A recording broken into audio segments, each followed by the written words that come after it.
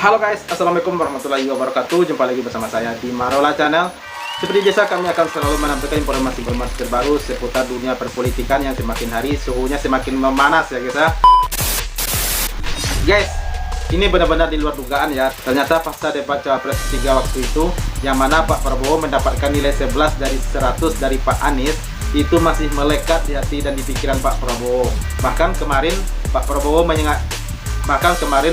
menyampaikan di saat beliau kampanye di sebuah tempat, Pak Prabowo mengatakan beliau mulai was-was saat ini katanya. Sebab di debat akhir nanti Pak Prabowo takut dikasih angka 0 dari Pak Anies Baswedan. Dan Gibran apa kabar ya? Apakah takut juga dikasih angka 0 sama Pak Anies? Oke guys, daripada penasaran seperti apakah pidato beliau, mari kita saksikan. Let's go! Let's go. Saudara-saudara sekalian, saya ini sebetulnya dalam keadaan was-was karena tanggal 4 saya akan debat lagi. Iya, debat lagi. Oh ya, mantap, hari Minggu ya guys ya. Jangan lupa dinantikan. Debat terakhir aku dikasih nilai 11 dari 100.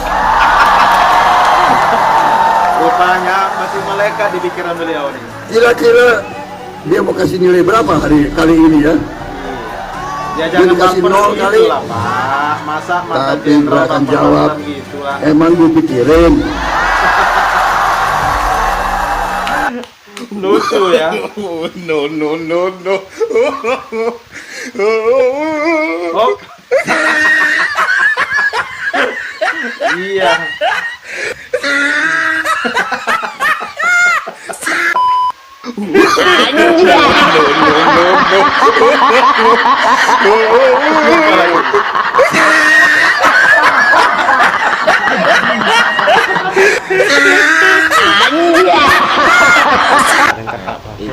Ini parah nih. Kalau Mas Gibran sendiri akan mengikuti jejaknya atau tetap bertugas, Mas?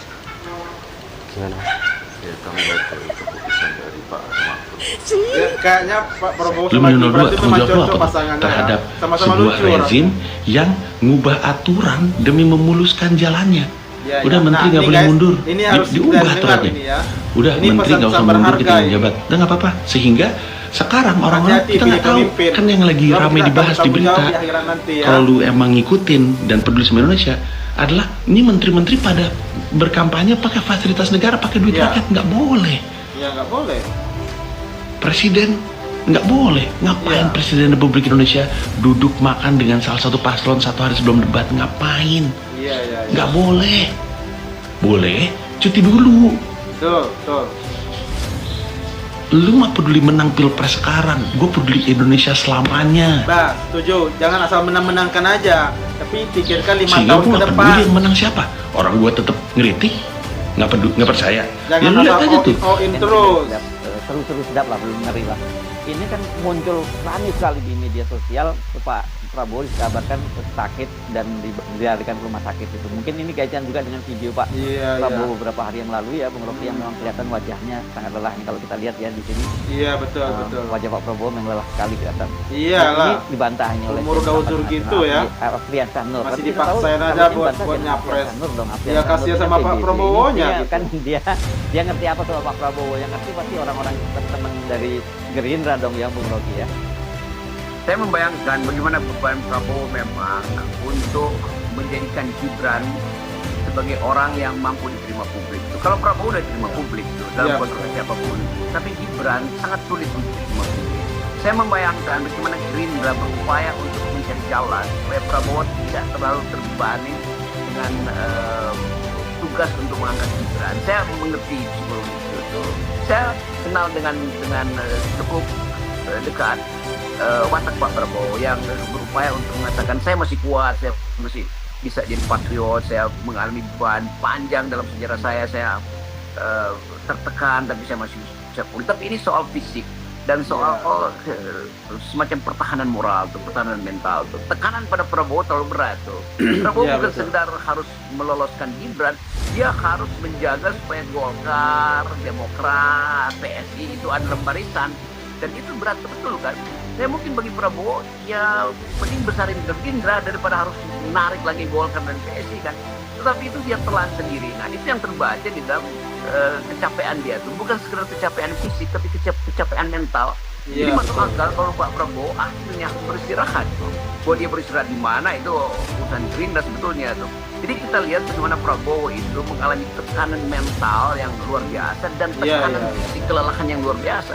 Walaupun mungkin obat-obat terbaik disediakan di situ, multivitamin segala macam, tapi problem psikologi Prabowo adalah mencoba untuk siksa atau berada di dalam keadaan yang maksimal terus menerus kan. Potensi ini yang bisa diintip oleh lawan-lawan politik Prabowo sebagai kelemahan strategi Gerindra tuh.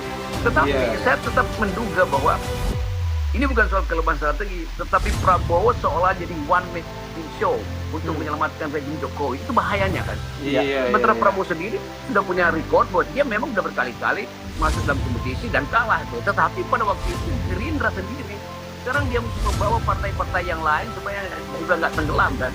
Ada PAN di situ, ada macam-macam PK ya koalisi itu terutama Golkar, PSI segala macam. Jadi saya menganggap beban Prabowo itu secara mental betul-betul menyiksa beliau. Itu yang kita anggap nggak fair. Bagi yang saya sama Pak Prabowo, jangan dibiarkan lagi beliau ikut kompetisi gitu. Suruh aja istirahat di rumah. Itu bantu akhirnya tuh. Walaupun kita tahu dari awal Demokrat hanya menginginkan Prabowo, tidak menginginkan Gibran. Tetap saya kira SBY akhirnya juga tumbuh sebagai orang yang dalam banyak hal merasa bahwa kalau begitu bantu habis aja tuh. Karena toh politik itu adalah to be or not to be.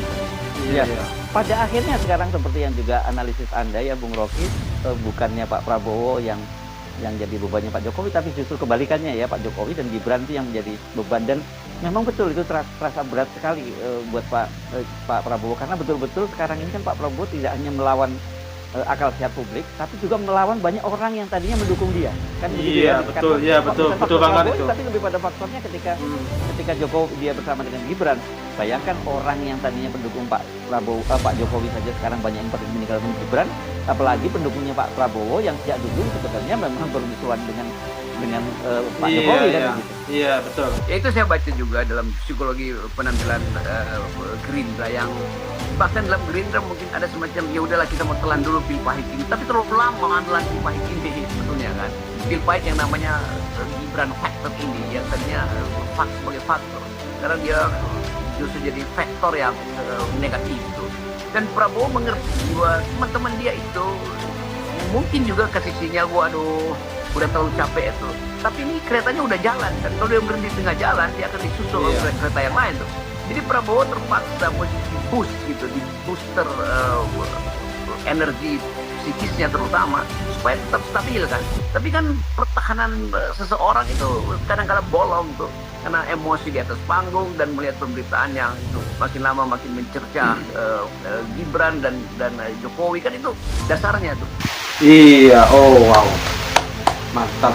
Ini benar-benar pernyataan yang luar biasa dari Bung Rocky Gerung sama Bung Heru ya. Dan di video pertama tadi, Pak Prabowo juga mengatakan beliau sudah mulai was-was karena takut dikasih angka 0 lagi sama Pak Anies untuk debat di akhir nanti ya tanggal 4. Nah, di sini kita sudah bisa menilai kalau betul yang dibilang Bung Rocky, kalau beban mental Pak Prabowo itu sangat berat gitu kan.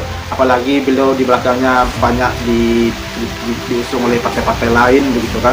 Dan juga dengan mengangkat nama Gibran itu sangat sulit, apalagi Gibran saat ini sangat sulit untuk diterima publik kata Bung Rocky tadi kan. Itu memang benar. Sampai saat ini saya rasa mungkin ini para pendukung Pak Prabowo itu banyak yang tidak suka dengan Gibran, tapi gimana lagi mereka sudah fanatik sama Pak Prabowo, siapapun capresnya mungkin, siapapun cawapresnya mungkin, asalkan Pak Presidennya Pak Prabowo katanya.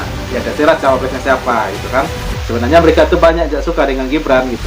Ya belum cukup umur lah atau pengalamannya atau wawasan gimana gitu ya. Nah yang penting kita harus cerdas untuk memilih pemimpin.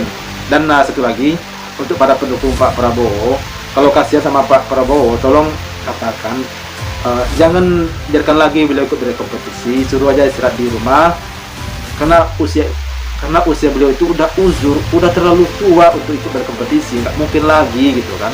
Nah takut nanti terjadi hal-hal yang tidak diinginkan, terjatuh lalu stroke gimana gitu ya, kan kita juga yang repot, negara ini pun dibikin repot gitu. Oke guys, itu dia video reaksi kita hari ini. Terima kasih banyak bikin dalam dan jangan lupa nantikan video berikutnya dari Marwah Channel. Thank you. Thanks for watching.